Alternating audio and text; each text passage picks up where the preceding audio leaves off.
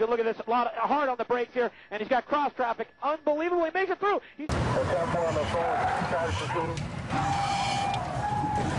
He's, as you can see, zipping in and out of traffic. What? Oh, he's down, he's down. Welcome back. Car chase has become part here of pop culture, from, you know, cop shows. We were singing the Bad Boys song in the break here. The whole movie is based on the very concept. Let's face it, they're exciting, sometimes even a little fun to watch, but they can be and are deadly. Violent crashes due to police chases and response calls kill, get this, on average, 30 innocent bystanders and at least one officer every 6 weeks. And when you consider that the vast majority of police chases result from traffic stops gone awry, not violent offenses, it begs the question. I'm not saying it's an easy answer. Is it really worth it? These are split-second decisions here. You got adrenaline going. I'm not oversimplifying it, but it's a question I think that's worth asking. Andrew, you dug into this and some of the numbers here and some of the reaction, or even from some of the players involved. It's a little surprising. Just watch cable news for a little bit during the daytime, Rich. This happens all the time. In fact, just yesterday in Dallas, police cars roared down the interstate chasing a stolen tractor trailer with everybody else scrambling to get out of the way. There's another one in Phoenix over the weekend. New numbers showing just how many bystanders are hit, injured, even mowed down when these chases get out of control. More innocent bystanders are injured or killed during high-speed police chases than by stray bullets.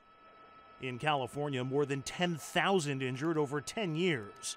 That number includes Stephanie Yablo's elderly parents. They were struck outside a crowded shopping mall as the LAPD chased a stolen Buick. A car came around the corner and literally slammed into them in the crosswalk.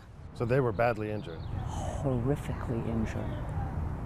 I've never seen anything like that. Nationally, these kinds of chases kill almost 300 people a year, but watchdog groups insist the fatality rates are easily 2 or 3 times that many. It's law enforcement at its most dramatic and dangerous.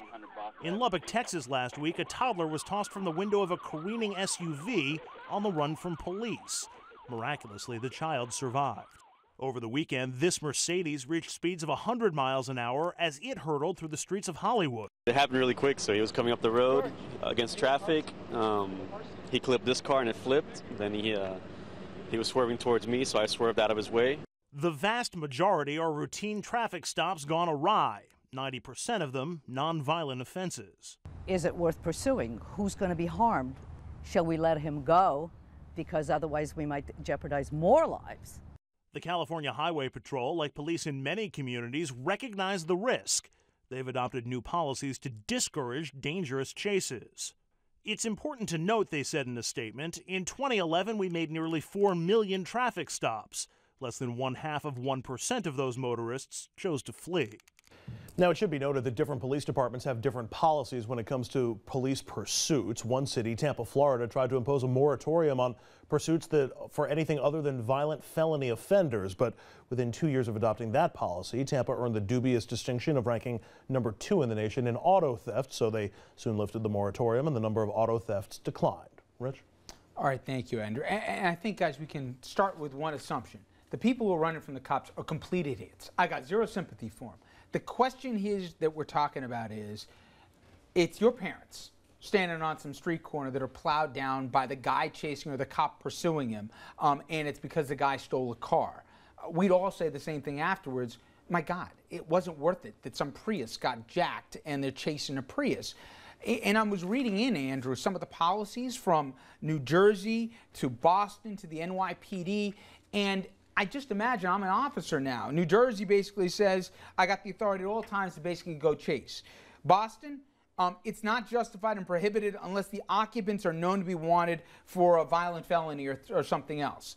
You then go to the NYPD's patrol guide, and they're supposed to terminate the chase whenever the risks to the uniformed members of the service and the public outweigh the dangers. That's a moving target. I mean, literally. I feel for the cops who got to figure out on the fly when it's worth it, when it's not, so you need a policy. So my question before I bring in the audience is, I'll make you commissioner of the police department, doesn't matter where. What policy would you do? My policy would be, unless it involved a murder of an officer, of a fellow officer or a citizen, you can't do these chases. Maybe you have helicopter patrol, but I agree with you. The people that drive these vehicles are idiots, and we have zero sympathy. They should drive off the cliff. Just go off the cliff or flip over a few times. They're so uncooperative that way. I mean, you know, it's just disgusting. So well, the problem, Commissioner, that I see with that is we have to reach a point, and your last point about a judgment call, NYPD's judgment call, when the risk, and police officers have to make these often within seconds or whatever. Yes, felonies, if you let that person go, do they then go commit another violent felony affecting another citizen? We agree on, but it's a question of a guy steals a car, okay? And that's all you know, okay? And he doesn't stop. You put him on the speaker, you flash the lights here. He's not stopping, he's taking off. We all know the adrenaline of the cop, okay? That SOB, I told him to pull over and now he's not, and now he's gunning it down the highway. Do you step on the accelerator and chase, increasing the threat of risk for a car? If you make it a judgment call, what do you think 99 out of 100 cops would do? They're going to chase. I don't think there's actually an answer either way in this question. In the example you used of Tampa, where they instituted a moratorium, thefts went up and then it goes down, there's an effect there. It comes down to the judgment call, and unfortunately they all don't go right. These high-speed chases, I don't see people getting away with them. I mean, I don't see, once you're on the helicopter, what's the percentage of guys who actually get away with it? Right, Nothing? you can't outrun a radio. So once you get to that point, why have the chase? You've got the car, you've got the tag.